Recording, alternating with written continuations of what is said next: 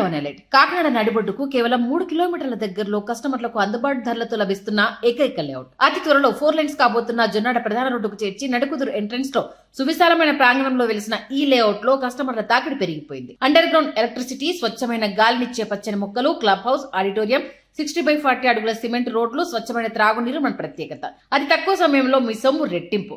ఒక్కసారి మా సైట్ ని సందర్శించండి, మేము చెప్పినవన్నీ చేసి చూపిస్తాం. ఇట్లు సాయి బృందావన్ ఎలైట్ మేనేజ్మెంట్, బండారు వెంకటేశ్వరరావు మరియు కనకారావు గారు.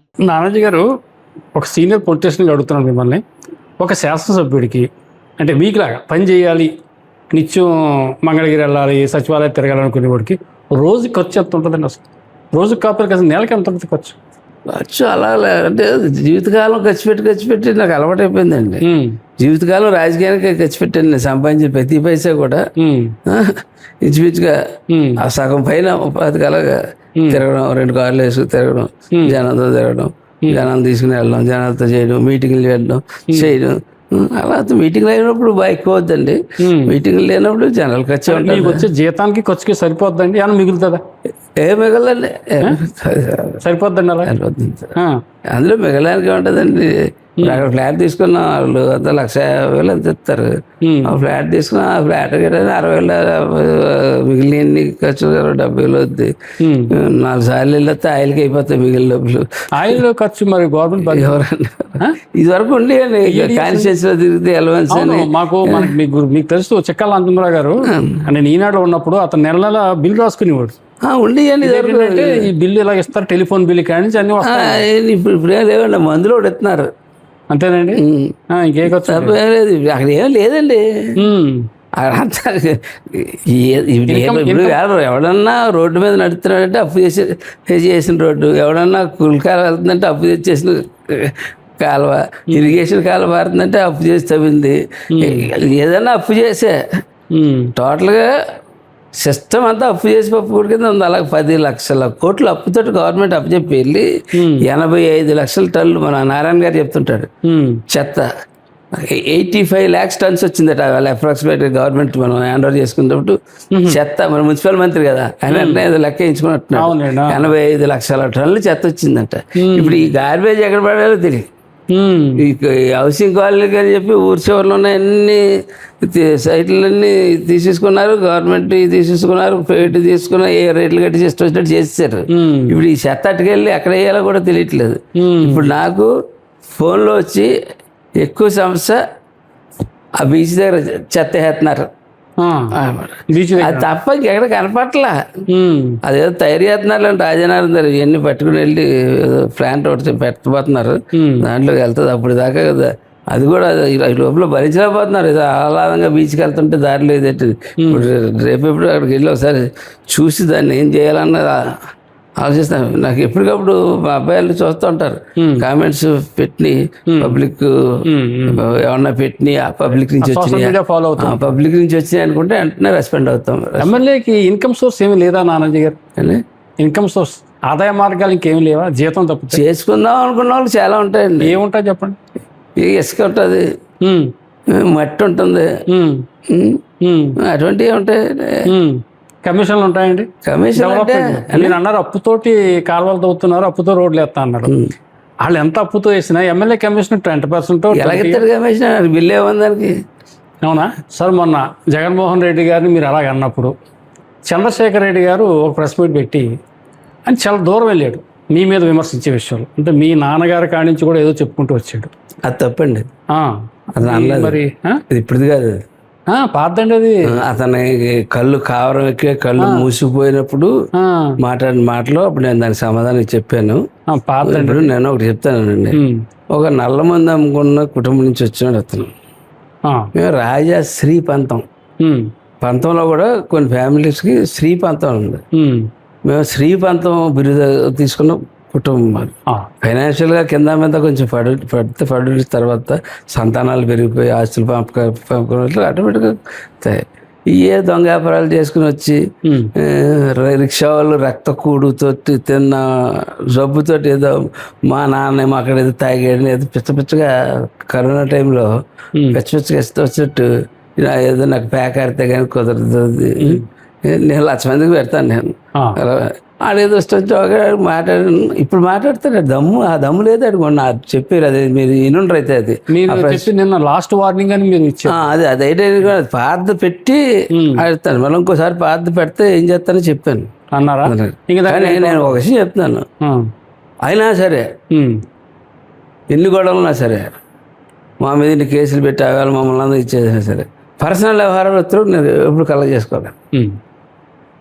నా గుమ్మం తట్టి వచ్చినా సరే అలా జోకెట్ పంపించాను తప్ప నేను పర్సనల్ వ్యవహారాలు వస్తే నేను ఎంటైన్ చేయలేదు, పట్టించుకోలేదు, తీసుకోలేదు. అది ఎప్పటికీ చేయను. ఏ పాత క్లిప్పింగ్ పెట్టి మరీ చేయించుకుంటానంటే నేను సిద్ధమే. దాంట్లో నేను సిద్ధం చేయించుకుంటానంటే. నాకు లేని క్యారెక్టర్ తయారు చేయమంటే నాలో ఆ క్యారెక్టర్ కూడా చూపించేస్తాను. పాతేలండి పాత 29 ఎన్నికల్లో నానాజీ గారు మీకు ప్రధాన పోటీ మీకు జనసేనకి మీకు గ్యారెంటీ టికెట్.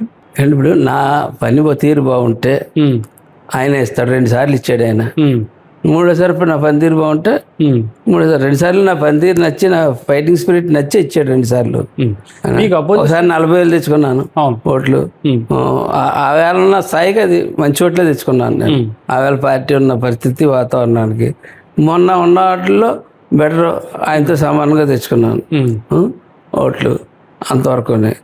అట్లాగే రేపు మొన్న దాంట్లో నాకు 2 వచ్చింది. మొన్న సీఎం గారు చేసిన సర్వేలో ఈ జిల్లాలో 2nd పొజిషన్ వచ్చింది. దాన్ని నిలబెట్టుకోవడానికి ప్రయత్నం చేస్తాను. అది నిలబెట్టుకుని ఇప్పుడు ఇందులో ఈక్వేషన్స్ ఉంటాయి. పొత్తు కదా, అవునండి. ఆ పొత్తులో ఆ ఈక్వేషన్స్ తగ్గట్టు సీట్ నిలబెట్టుకోవడానికి ప్రయత్నం చేస్తాం తప్ప అందరినీ కలుపుకుని వెళ్ళి దారిలో చేస్తాం. ఇప్పుడు వాళ్ళు చిన్న ఇబ్బందులు పడుతుంటే నేను ఒక అనుభవశాలు ఉండమే బెటర్ నువ్వు సలహా కూడా ఇచ్చాను నేను. సత్యానుమూర్తి గారు ఇన్ఛార్జ్ విషయంలో అంతే కదా, ఆటోమేటిక్గా అనుభవశాలు ఉంటే. 24లో సత్యనారాయణమూర్తి గారు మీకు 100%గా మీరు సపోర్ట్ చేశారు. ఆయన మీకు నాది కూడా తిరిగారా? కానీ ఆయన ఆ రోజుల్లో ఇండిపెండెంట్ వేసుంటే పరిస్థితి ఎలా ఉండేది అంటారు? ఎవరు ఇండిపెండెంట్? సత్యనారాయణమూర్తి గారు ఇండిపెండెంట్ వేసాడు అనుకోండి 24లో సీట్ ఈ గాల్లో ఏం ఉండవు. అయినా మీరే నగ్గురా? ఈ గాల్లో అసలు కుదరదు సార్. ఇదేంటంటే సత్యానుమూర్తినో నానాజీనో అల్లు చూడలేదు సార్. ఒక వ్యవస్థలను విధ్వంసం చేసిన ఒక ఖైదీని తరిమి కొట్టేద్దాం, ఇక్కడ ఉంచకూడదు. సరైన అనుభవస్తుడు మనసు ఉన్నవాడు తోడయ్యాడు. 2 తోడయ్యారు, 2 వచ్చారు. మంచి ప్రభుత్వాన్ని ఇద్దాం, చేద్దాం అని డిసైడ్ అయిపోయారు ప్రజలు. పోలింగ్కి ముందే డిసైడ్ అయిపోయారు. మీకు ప్రధాన పోటీ ఎవరు అనుకుంటున్నారు మీ నియోజకవర్గంలో? ఓకే, మీరే జనసేన క్యాండిడేట్ అనుకుందాం 29లో. మీకు అపోజిషన్ ఎవరైతే మీకు పోటీ తగ్గపోరుగా ఉంటుందని మీ మనసులో ఉంది చెప్పండి. కన్నబాబా లేకపోతే ఇంకొకళ్ళు ఎవరన్నా? నాకైతే ప్రస్తుతానికైతే ఎవరు ఎంత యాక్టివ్గా కనపట్టలేదండి. పోటీ ఎవరు లేదు. ఎదరికి వెళ్ళి కొద్ది లోకల్ బాడీస్ స్టార్ట్ అయిన తర్వాత నెమ్మదిగా స్టార్ట్ అవుతుంది. నెమ్మదిగా ఇదిలోకి వస్తారు. ఎందుకు మనకి ఈ బాధ అనుకుంటే మళ్ళీ ఇంకో సంవత్సరం పోయికి వస్తారు. ఇప్పుడు ఏంటంటే రాష్ట్రం మొత్తం మీద 4-5 కుక్కలు అరుతున్నాయి. ఇంకా అరుపులు అసహ్యంగా ఉంటున్నాయి. అంటే ఇప్పుడు ఈ కుక్కలకు తెలియట్లేదు, ఈ కుక్కల అరుపుల వల్ల మా కోపం వస్తుందని అనుకుంటున్నారు వీళ్ళు. ఆ కుక్కల అరుపుల వల్ల ఒకటే కదా మా కోపం వస్తుంటా. దీన్ని క్రైమ్ని లీగలైజ్ చేసేసారు ఆ టైంలో. ఆ లీగలైజ్డ్ హోల్డర్స్ ఇప్పటికీ ఇంకా అన్ని రంగాల్లోనూ ఉన్నారు. ఉండి ఈ సోషల్ మీడియాని ఎంత చండాలం చేయాలో అంత చండాలం చేసేస్తున్నారు. కుటుంబాలను తీసుకొచ్చేస్తున్నారు, పిల్లల్ని తీసుకొచ్చేస్తున్నారు, వదిలిని తీసుకొచ్చేస్తున్నారు. ఏంటి అసలు విధానం ఏంటి అసలు? వీళ్ళకి బుద్ధి చెప్పొద్దా? చెప్పాలి కదా. చెప్తాడేమో అని చెప్తున్నా, ఏమన్నా కదులుతాడేమో ఎదరికని చెప్పి నేను ఛాలెంజ్ చేశాను. ఎవడో సగం కదిలి వెళ్ళిపోయారు అంతే తప్ప ఎవడో పూర్తిగా కదలలేదు. కదలాలని నేను చూస్తున్నాను. కదిలితే అమితుమే ఒకసారి తేల్చేసుకుంటే ఇటువంటివన్నీ రాష్ట్ర వ్యాప్తంగా క్లోజ్ చేశారు. నువ్వెక్కడో రిగ్గింగ్ ఓట్లు, నా చిన్నప్పటి నుంచి రాయించుకున్న ఓట్లు ఇప్పుడు ఎస్ఐఆర్ చేశారు. ఎస్ఐఆర్ చేస్తే ఇక్కడ చూడండి తిమ్మాపురం ఊర్లో 400-500 ఓట్లు దొరికి ఎక్కడి నుంచి వచ్చేసిన ఓట్లు. అలాగా నీ దగ్గర పులివెందుల్లో ఎన్ని ఓట్లు ఉన్నాయని ఏం చేస్తున్నావు? అది తప్ప అందులో తప్ప నువ్వు బయటికి రావు.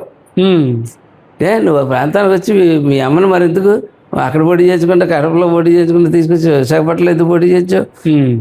ఉమ్, మరి ఆవిడ ఓడిపోలేదా, ఉమ్, ట్రైల్ వేసాడు, ఉమ్, వాళ్ళ అమ్మని ట్రైల్ వేసాడు. ఉమ్, ఇంకా అమ్మో మనం వెళ్ళకూడదు అనమాట బయటికి, ఉమ్, మనం బయటికి వెళ్తే ఇది అయిపోతుంది, అందుకని రమ్మన్నాను. ఉమ్, వస్తారు. ఉమ్.